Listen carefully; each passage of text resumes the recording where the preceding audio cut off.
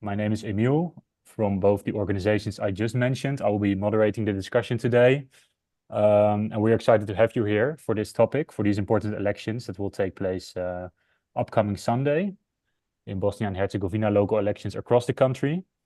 This webinar will take around 45 minutes, maybe a little bit more, a little bit less. Also depends on the Q&A, and that's the second point I wanted to make, is that you have the possibility to ask your questions in the chat. I will keep track of them, and then we can also give your questions immediately to our two esteemed guests here. So without further ado, it's a pleasure to introduce the guests today at this webinar. Lana Prlić, member of the House of Representatives at the Parliament of the Federation of Bosnia and Herzegovina, and likewise Damir Mašić. It's a pleasure, also a member of the House of Representatives of the Parliament of the Federation of Bosnia and Herzegovina, both for the Social Democratic Party. And it's a pleasure to be with you here and to know a little bit more about the local elections that are coming up and what's all at stake this Sunday. So I'm really curious about getting a little bit more information. I wanted to start with you, Lana. Just to start off quite broadly, what's at stake this Sunday, and where are we voting for in the elections in Bosnia this Sunday? First of all, thank you for the invitation and opportunity for both Damir and I to have opportunity to share with you what is going on regarding local elections that will be held in this Sunday in Bosnia and Herzegovina. We assume that every elections are really important, so this one as well. So basically, now we are actually at the grand finale of the campaign. So these are actually the two last days of the campaign before the weekend, and we are more or less at the very end. So basically, what are the goals of the Social Democratic parties in these local elections is the goal to keep the mayors that we had already in the whole Bosnia and Herzegovina, and also heading towards to get more mayors, and also not just mayors, but also the members of the councils, since we had situation in some local communities and cities in Bosnia and Herzegovina where we did have a mayor, but we didn't have a majority in the city council, which was very challenging for our mayors to do their job. Just to highlight, and I will finish my answer to this question, is that the Social Democratic Party is now in a power not just on the federal level, but also on the state level, and also in some cantons. So basically, we are doing a big job now, since our representatives, not just in the parliament, but also in the executive power, are on the field all the time, trying to encourage people to get and to vote on the Sunday. Yeah, great. And is that for you similar, Damir? Is that also for you the feeling that's what's at stake this Sunday? Yeah, definitely. As Lana previously said, I will just add a few things that, of course, previous local elections were held on 2020.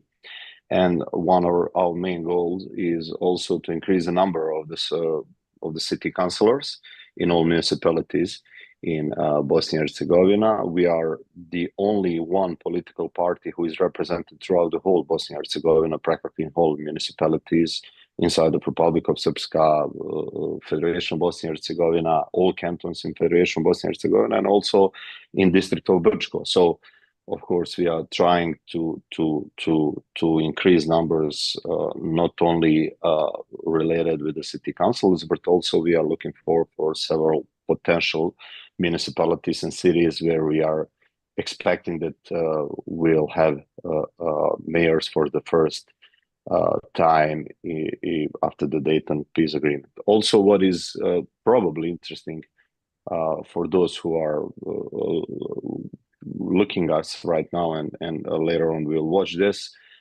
is that in Bosnia and Herzegovina, it's a small country, but we are having 142 municipalities, which is quite significant number. Also, what is also interesting, that near to 300 political parties or political subjects are running on these local elections. We have something like more than 100 political parties, around 110.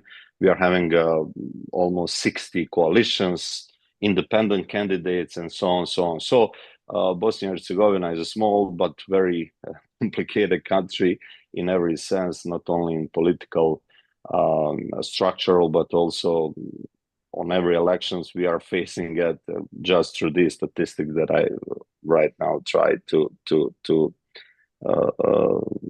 how to say to explain you how it looks like in Bosnia and Herzegovina. And I need to say that we are counting right now, according to the last census, which was held in 2013.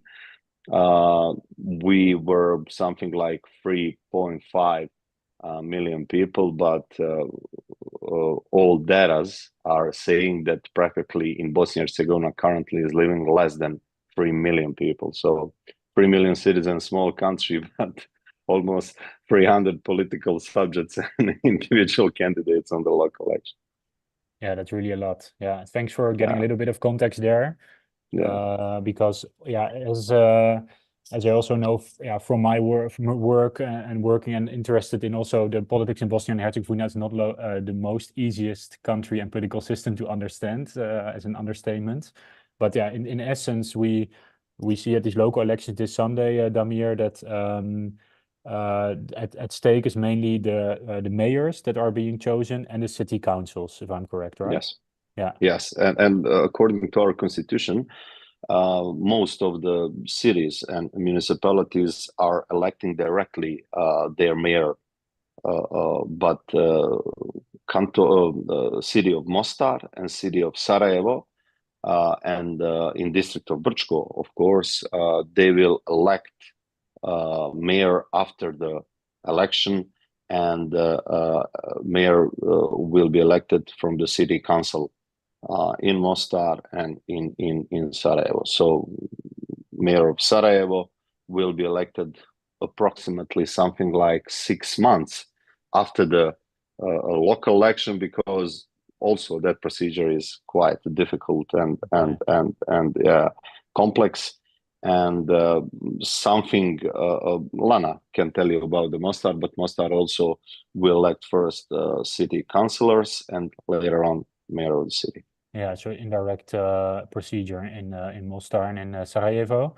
And yeah, I wanted to also move to you, Lana, with the next question is, for these local elections, of course, as you were well explained, Damir, there are a lot of various municipalities on the table. There are a lot of places there will be a choice in the polls this Sunday. What are the most interesting places you feel, Lana, this Sunday, where a choice is being made? Where are the real battlegrounds of this election, you feel? Well, as Damir said, we more or less, the goals are really, really clean about it. So we want to keep the mayors and the number of the councillors, and also to increase number of mayors and increase number of councillors. Because when we increase the number of councillors, for instance, in Mostar and in Sarajevo, we have bigger chances to get a mayor. So basically, we and as Damir said, we are the party that has councillors almost in the whole country, in the whole Bosnia and Herzegovina. For instance, in municipality of Grude, which is placed in West Herzegovina, we have 2 councillors, and now we want to keep them, and also we have a vision to get the 3rd one. So basically, those are the maybe some call them small places, but those small places and really have a let's say very big role in presenting us as a political party, which is a multi-ethnical party, which is present in the whole places in the whole Bosnia.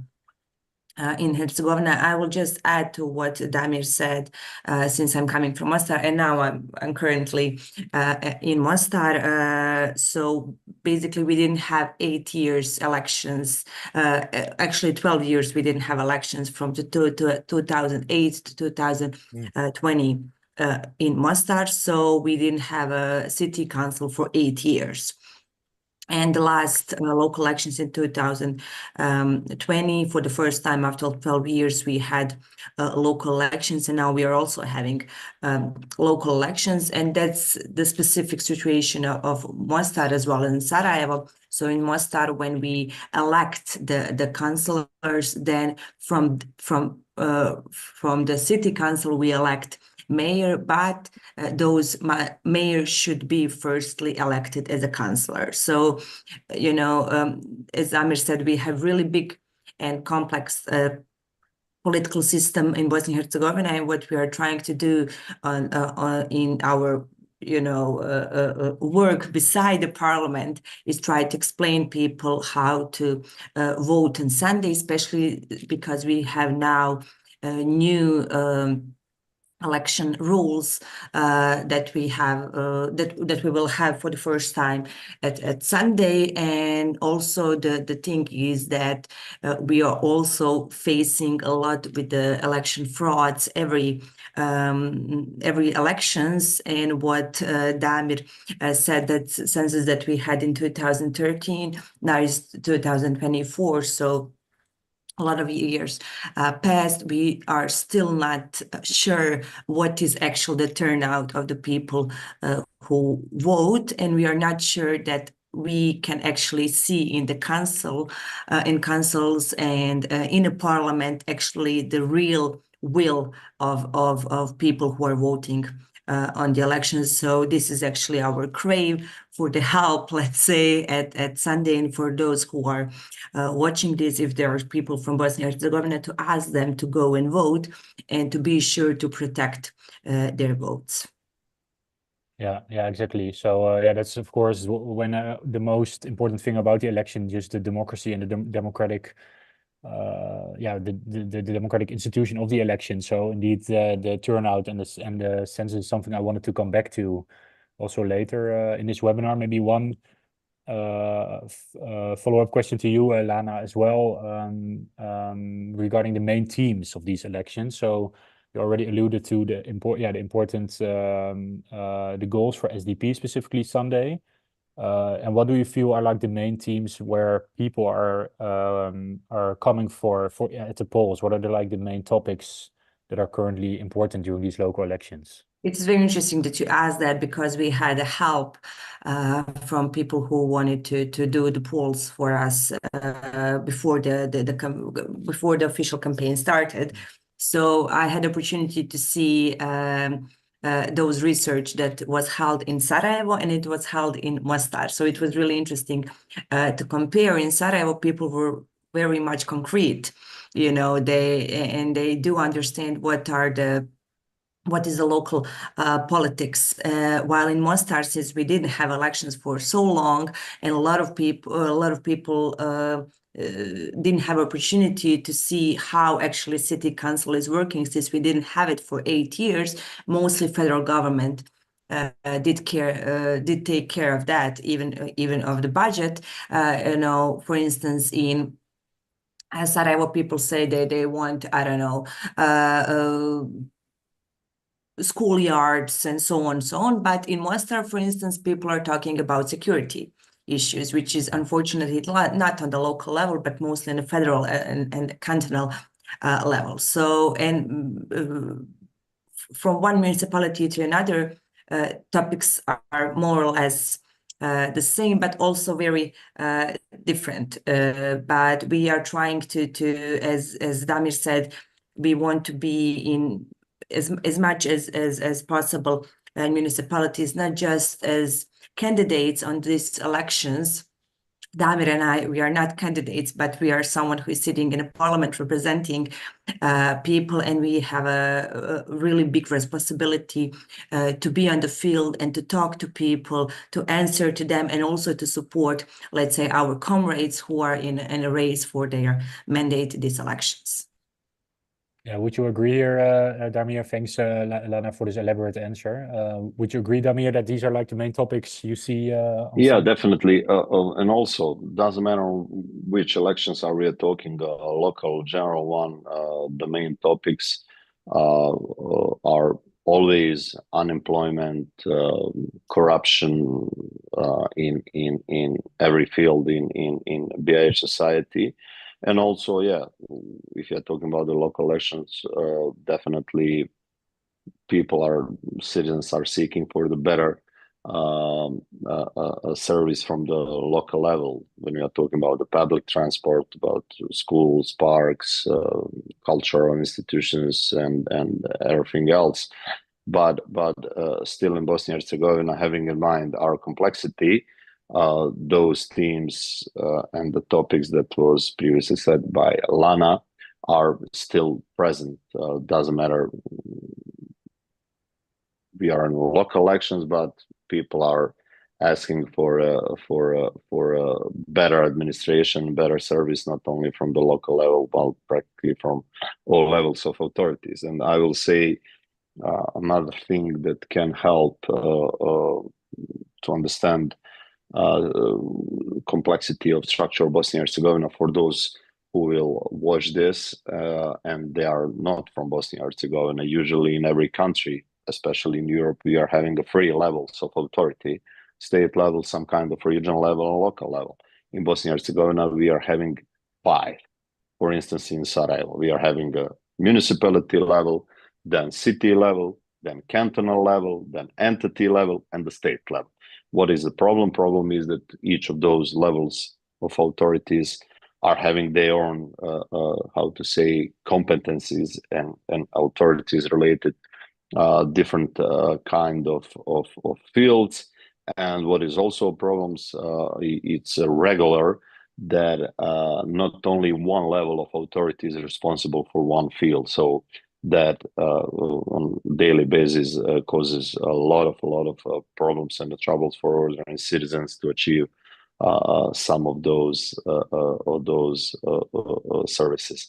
So yeah, practically that will be.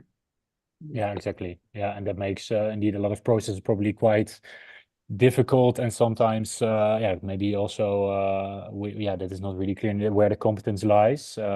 In that sense, the municipal level indeed is of course the level where very direct decisions are made regarding the city's public transport, and these, yeah, it's interesting to hear that these topics are also on the table, for example, in Sarajevo. And regarding Mostar, Lana, I want to come back to you after that, Damir, but you alluded to Mostar security being one of the topics that people are that's on the table, because also of the parliament having a responsibility for the city for a time. What should I think of about like security being a theme? Is it regarding international relations or on local level regarding the security of the city? What's like the things that are at stake there? Since we didn't have a city council in Mostar, so the budget was planned by the Parliament of Federation. So Parliament of Federation every year gave, let's say, money and the budget to Mostar, and actually it is SDP caucus of the SDP in Parliament of Federation 4 years ago, with our amendments on that law, we actually bring that budget back to the city council and the people of Mostar to spend the money and to decide what will happen with the planning and spending that budget regarding security. So basically people in Mostar think that security is on a really low level, since we do have unfortunately still that let's say prefix in a public, that we are divided city, and we do have, especially before the elections, a lot of security issues on the street. Basically they are orchestrated by the hooligans on the street, so people do feel scared of that. So that's why people said that security is on the is their fear number one. And then it goes, as Damir said, corruption, unemployment, brain drain of the youths, and so on. Yeah, exactly. And so yeah, indeed, local level security and the possibility of police, for example, on acting on this is a main topic there. And Damir, you wanted to add something just yet? Yeah, I just wanted to say, according to that complex structure and whole political situation, Bosnia and Herzegovina citizens and voters are pretty and quite confused when we are talking about the competencies and authorities who should solve different kind of problems. So was the very well known the first address to the ordinary citizens of Bosnia and Herzegovina is the municipality, because they cannot frankly figure out which level of the authority is responsible for what, and that's the one of the most difficult jobs in Bosnia and Herzegovina is definitely to be a mayor. Higher level of authority and higher level of structure is a less complex job to do. So mayors in Bosnia and Herzegovina are really how to say, first address to the ordinary citizens, because when they are having problems, first they are going to municipality, and later on they will find out probably that, I don't know, that problem can be possibly solved on the other level, but doesn't matter. First address to the citizens definitely is municipality.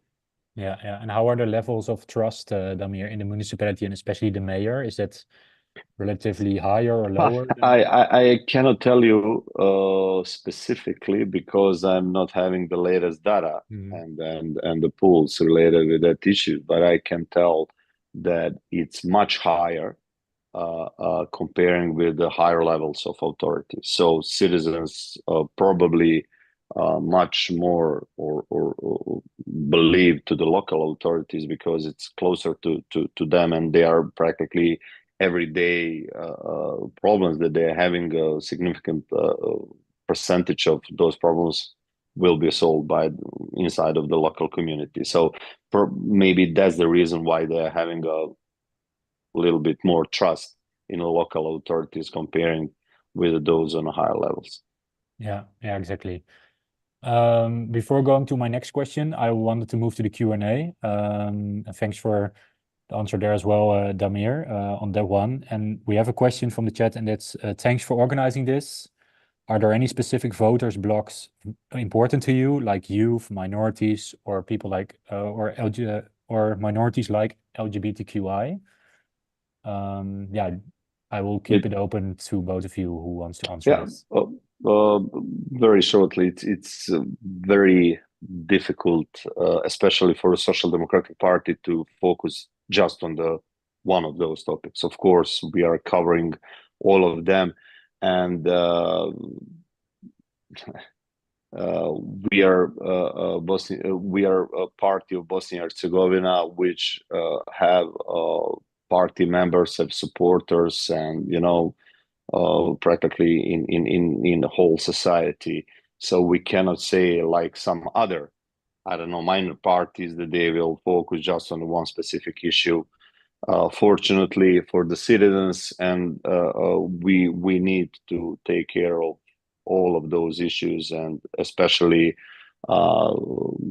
significant part of those that you are mentioned are practically in our election program for the general elections, and also in the program of Social Democratic Party. So I know that is how to say answer, but practically we're covering all of them. Yeah, so it's part of your program. Yeah, definitely. Yeah. And maybe something to add from your side, Lana, on this. Yeah, I just want to agree with Damir and say that the main goals of Social Democratic Party is actually to promote solidarity and equality between people, and actually to protect minorities. So basically, all laws and initiatives that we are proposing in a law and that we are supporting in a law, we are actually supporting for the people, because people elected us. So we are not just focused on one group or didn't focus on or we are excluding some group. We are trying to do our job as much as possible, and we got tested and rated every 4 years at the election. So this is my second mandate, and Damir, this is also your third or fourth mandate in a parliament. So it says a lot about how people perceive us in the sense of the ones who we are representing. So basically, when we were opposition in the last mandate, we also supported some things from the position, since those solutions were good. So, and now we are trying to do the same when we are position as well. Yeah, exactly. And that's a nice bridge, actually, your parliamentary mandate to the next question I wanted to ask is because last parliamentary elections in Bosnia for the federal level were in 2022, if I'm correct. Yes. So, and you're in coalition now, and these local elections, so they're of course, on local teams, but I suppose it also would say something about what's happening on the national level and the support for parties. What is your idea there? Do you feel these local elections are also an important test for some of the parties that are also governing on a federal level? And maybe also to ask the question to you, Lana, to start off.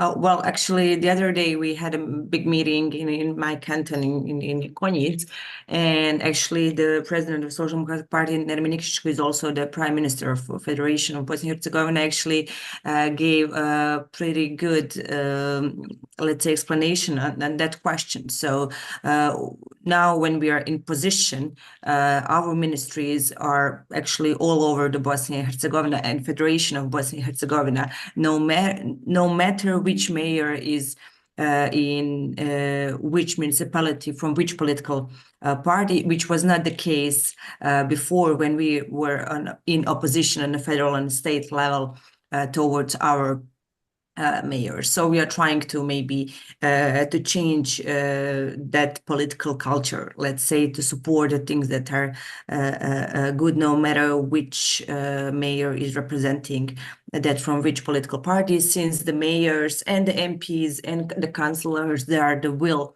of the voters and of the people. So we have to respect that and to work with our colleagues. Damir and I, we do work with people from our political parties, from different political parties, since that is our job, and we are aware that alone we cannot, let's say, get voted any law without support of other colleagues in a parliament. That's why we have coalitions. Yeah, exactly. Something to add, Damir?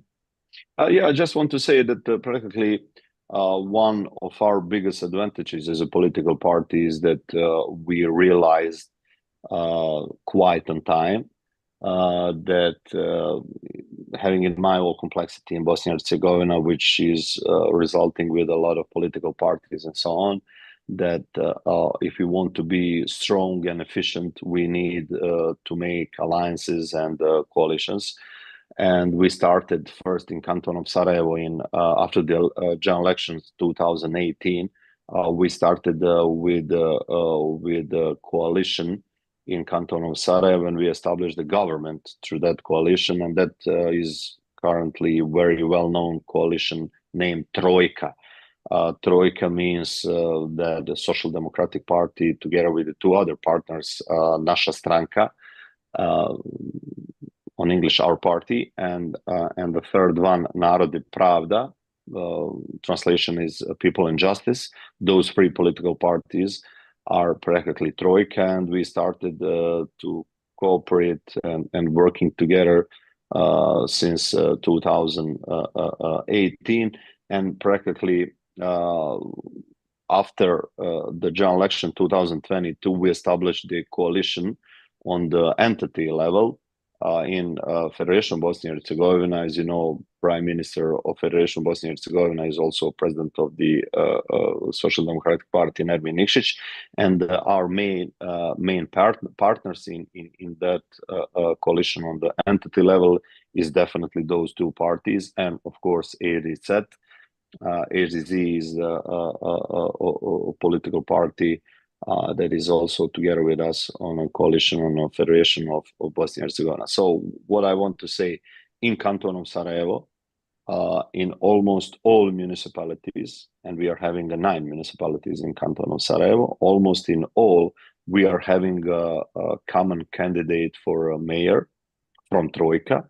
And what is also good in Mostar, Lana can tell you much more detail about it. We are also having a coalition Trojka, and citizens of Mostar practically will vote for that coalition. So I do believe that that is one of the things that we need to be proud on, because without alliances, without partners, without friends, especially in the complex country such as Bosnia and Herzegovina, it's practically impossible to do anything concrete. Yeah, that's good to hear. So in that sense, indeed, and thank you for also getting some more information on Trojka, because I saw it in some of the articles and I wasn't really sure on where what levels it's own coalition, but indeed also federal level and in Sarajevo. And also, and I forgot to say, because you're not having too much time, but it's also on a state level. Yeah. On a state level, we are having a coalition from Federation of Bosnia and Herzegovina that is Trojka plus HDZ, and also SNSD from Republic of Srpska, because situation in Bosnia and Herzegovina and election rules are those that practically it's impossible to have, you know, 1 or 2 parties in the ruling or governing coalition. Is usually at least 5, 6 of them because of our complexity. Yeah, exactly. So, and indeed, an interesting test also for the SDP party, but also Trojka parties in the various municipalities and in Sarajevo. I have another question from the Q&A. And that is, what do you think will be the consequences of these elections for state-level politics in Bosnia and Herzegovina? So a little bit alluding to what you said there. And a follow-up question, and also for EU integration. Maybe to start off with you, Damir, to follow up on your earlier point, and then to you, Lana. Doesn't matter if you're talking about the local election. Complexity in Bosnia and Herzegovina, especially in political sense, is definitely such that is everything is matters, especially those issues that are settled on the state or international level are playing a huge role, even in a local campaign and a local election. So we do believe that we will, as a Social Democratic Party, also our coalition Trojka will be much better comparing to last held elections. Doesn't matter, local election 2020 or general election 2022, we do believe that we will be much better, much stronger, and that is somehow also answer on the question, does Bosnian Herzegovinian citizens are really seeing in a coalition Trojka and SDP those who can lead them much faster, much better to the European Union. And I need to stress one another thing, and that is that practically after almost 1 decade of completely blocked European road of Bosnia and Herzegovina, last year we adopted several very significant state laws, which was practically requirements from the EU towards Bosnia and Herzegovina. And as you know, in spring this year, we became officially a candidate country for European Union. So EU path is significant, how to say, importance for not only SDP, but also for our coalition Trojka. Yeah, thanks a lot. And Lana, do you have something to add here? I think that Damir covered it more or less everything. Yeah, very good. And maybe a follow-up question from my side is that, especially looking from like an international perspective, in a lot of the news about Bosnia and political news, it's always very much focused on the High Representative, Christian Smith, still if I'm correct, and also on the role of Milorad Dodik in political relations in in Bosnia. So I'm also really happy to speak to you in this webinar and to be able to shed some light on all the political intricacies and all the more things that are in Bosnian politics. But still to ask about the role of the High Representative, but also from Mr. Dodik in the lead up to these elections, has this been a topic, and has this affected the lead up and the campaign towards these local elections, you feel? Maybe to start off with you, Lana. Well, regarding the role of the Office of High Representative and High Representative itself, so basically we know the role of Office of High Representative. Their role is to keep and watch on implementation of Dayton peace agreement, and basically we are we still do really much depend on international community, which in one hand really gives hope for stability and for the peace in the future as well, since unfortunately some of politicians in Bosnia and Herzegovina still are using the emotion of the fear, and when you have an emotion of the fear in the people, then it's easy to manipulate, and it's easy to speak about fear, war, and those things rather than concrete laws and solutions that can actually improve the everyday life of the people. Regarding that situation, I was in the field in Herzegovina for this past month, let's say, and more.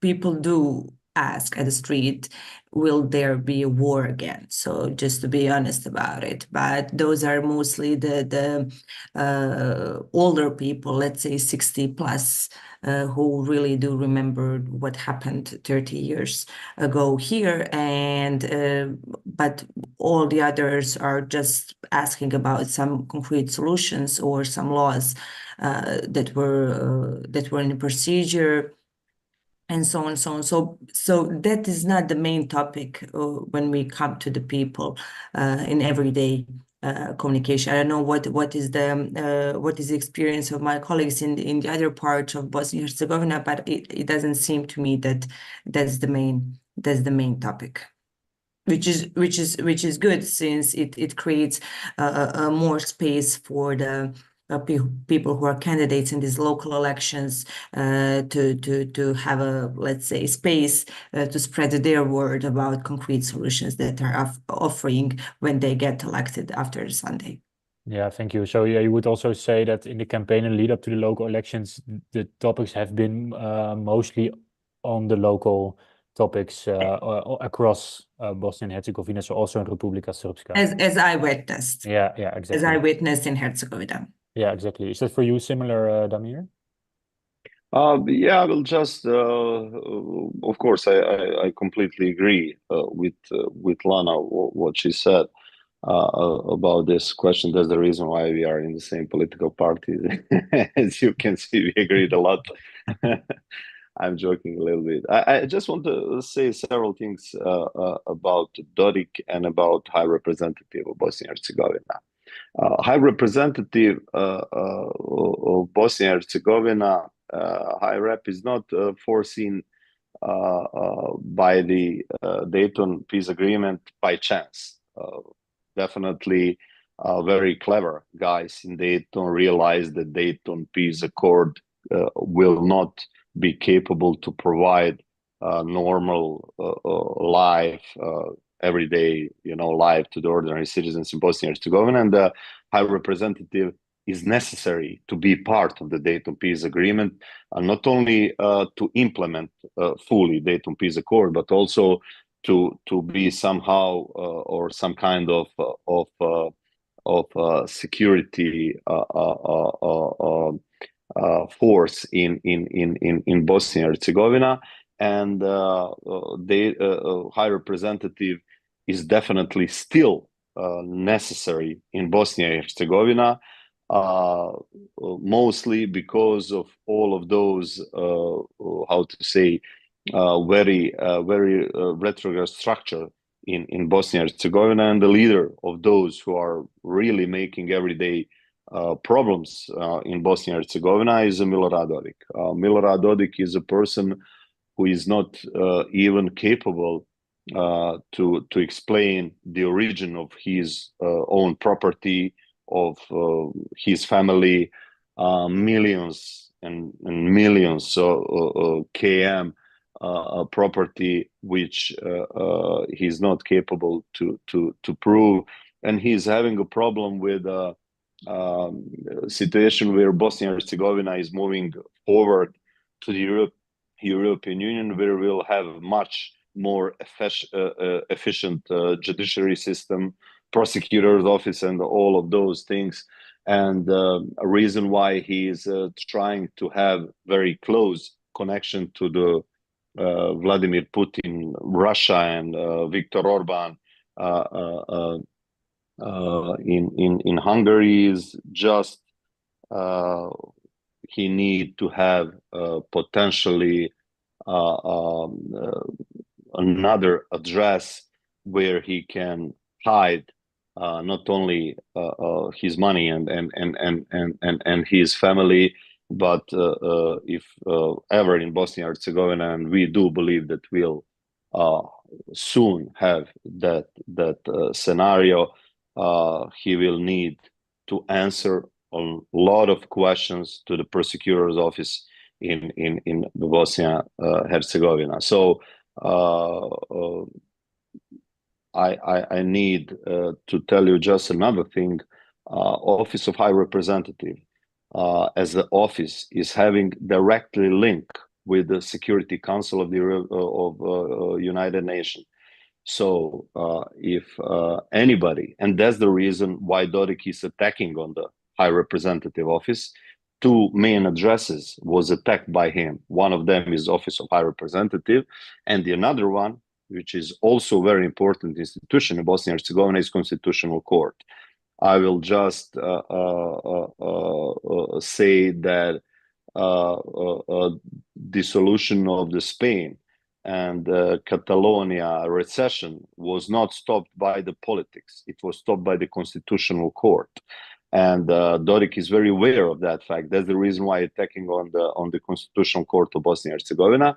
And the importance of the High Representative is not only what I previously said about it, but also direct link with the Security Council. If any problem exists in the future in Bosnia and Herzegovina, start to be a real security problem, there is direct link to the Security Council, and practically in 24, 48, 72 hours, thousands of the NATO soldiers can be here to preserve the peace. So that's Dodik is very aware of that fact. That's the reason why he is attacking on High Representative. And I need to say, we are not always, as a political party, personally, we are not always happy with the decisions that was made by the High Representative.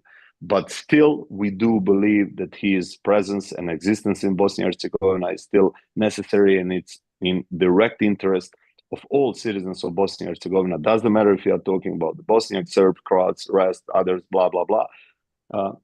Office of High Representative is still necessary here. And also, we are aware of the fact that High Rep will need to leave, and that office will be closed as soon as we will be the day before we are entering the European Union. So of course that they will not stay forever there, but still we need them. Yeah, clear. And thanks for this broader explanation, Damir. And I think like the context and the whole geopolitical, but also, of course, domestic context of the High Representative and Republika Srpska on a federal level, I think it merits another discussion. So yeah, might be an idea to plan something else, because it's so interesting, but also it has so many different aspects to it. So might be interesting to delve into deeper at another stage. But maybe as I'm looking into time, my final question from my side, not having any other questions from the Q&A, is that you alluded shortly to the census and 3.5 million people, 3.4 million people being in Bosnia, being able to vote, if I understood correctly. But there are less people in Bosnia, so I wasn't really sure about how that, what are the implications of that, and are there any worries about the election integrity coming from that? And maybe to move to you, Lana, for this question. I just want to add one sentence what Damir was saying. For us as a Social Democrat Party, we are not just interested in membership of EU, but also the membership of NATO, since we are talking about security issues and a fear that we have still at everyday life of the people. So coming back to the elections and the frauds, and so we were really hoping that these local elections will introduce new technologies in a sense that we will have like totally and completely covered by the scanners at the voting polls. But unfortunately, those are just a couple of places. For instance, in Mostar, we have only 9 of them out of 160. So 9 out of 160 election places, we will have scanners. So basically now it will be a time to check if it will show some result. Regarding the turnout, as you said, it was at the last elections about 50%, but I do believe that it was much higher, since, for instance, in Mostar we have 101,000 people who are registered to vote, and I'm really sure that we do not have that much people who have right to vote, since those lists, we do have people who died years ago on those lists, people who are not living in Bosnia and Herzegovina, and so on, so on. So unfortunately, as Damir was describing the thing with Milorad Dodik, and not just political power, but also very much economic interest of that, I think that electoral elections in Bosnia and Herzegovina became really good business for some of the individuals who are earning a lot of money on the election frauds for actually 6 years ago in 2018 on my electoral place, I found out that I have 0 votes. So basically, I didn't vote for myself by the data, and we were trying to recount the votes, and actually that recounting on one place brought me direct mandate to the federal parliament. So just imagine what happened in the whole of Bosnia and Herzegovina, since it just a case in one place, and we also sued those people. So, and nothing happened. So there is no responsibility for any kind of disrespecting the law, and not just disrespecting the law, but also ability to choose instead of someone who will have a seat and voice for someone in any kind of city councilors or parliaments in the next 4 years. Yeah, exactly. So still a lot of worries here also for these elections, if I understand correctly. And how is that for you, Damir? Yeah, I will just add one thing, that after the not only let's say in the past 20 years, on every election, turnout percentage was between, let's say, 47, 48% to 55%. But in everyday life, probably the real percentage is much higher, having in mind that on a paper we are having 3.5 million people, and a real life is saying that we are counting less than 3 million. So real turnout will be much more close to the 60%, or even a little bit more than 60%. But according to our statistics and the data that we are having, it's usually and always around 50, but definitely it's more. Just in a past couple of years, several 100,000 citizens left Bosnia and Herzegovina. Huge percentage of them ended in Germany as workers there. So turnout is much higher comparing the official statistics after every election. Yeah, exactly. So that's also something to take into account. Also with the turnout and legitimacy of the election result. That's also, of course, important to take with us, and we'll definitely keep track of the elections this Sunday, but also of the follow-up. And we may be into touch, and we also at European Forum are writing some articles on it. So yeah, if there's anything, any interesting follow-up and things to share, we will definitely be in touch about that. Looking at the time, I see our time is almost over. My final question to me is, where's your next stop for the campaign? So I heard Sarajevo, but are you also planning to go other places still in the upcoming days? Question for me? Yeah, for you, Damir. For you, Lana. Today and tomorrow, because those 2 days are the last two official dates of the official campaign. I will be in Sarajevo tonight. We are having a huge gathering here and the central meeting for Canton of Sarajevo. President Nikšić and the leadership of the party will be here. So 18 o'clock in Sarajevo, we'll have a huge rally. And tomorrow on Ilija, and practically, I'm staying here in Sarajevo, and also looking forward on Sunday and better result for a better life in Bosnia and Herzegovina. Yeah, exactly. So we know where to be 6 o'clock today. Yeah. 7 o'clock, Damir. It's 7 o'clock. 7 o'clock, sorry. 7 o'clock, Bosanski Kulturni Centar, BKC, Bosnian Cultural Center in the center of Sarajevo. I will join you tonight as well. I'm actually waiting to finish this, and I'm heading to Sarajevo. Yeah, you can better say 6 o'clock to the people, so they're definitely on time. So that's smart. Yeah, definitely. And for you, Lana, also some plans still for upcoming days, Sarajevo as well? Yesterday we had a meeting in Mostar, and today I'm heading to Sarajevo to support my colleagues there, since I'm also the vice president of the party. So I found it convenient to come and support the central meeting in Sarajevo, since in Sarajevo we have a lot of municipalities where we are defending the mayor positions and also attacking new mayor positions in Canton Sarajevo. So, and on this Sunday we will have definitely the longest day maybe this year in trying to defend our votes and to get as much as people possible to get and to vote. I'll be in Mostar Saturday and Sunday and Monday, but today and tomorrow we'll be in Sarajevo. Yeah, exactly. Yeah, thanks.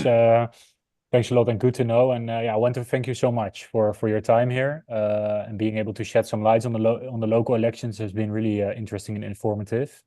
Knowing a bit more about all the places we have to look to, of course, Sarajevo, but also Mostar and Grude, if I remember correctly, one of the different towns and municipalities across Bosnia and Herzegovina. So many where there will be voting this Sunday. So thanks a lot, Damir and Lana, for your time here. It's really been a pleasure, and keep in touch. For the voters, watchers, maybe both, maybe also voters, but people that watch online, thanks also so much for being here. I also want to thank Forum of Left Initiative for also helping organizing this. Was also been a pleasure. And we also plan as European Forum to organize more of these webinars in the upcoming time, also on the elections in Georgia, Bulgaria, and Moldova, among others. So enough to watch out to. So again, Lana, Damir, thank you so much. Keep in touch. And have a nice day. Good luck with everything. Thank you. Thank you very much.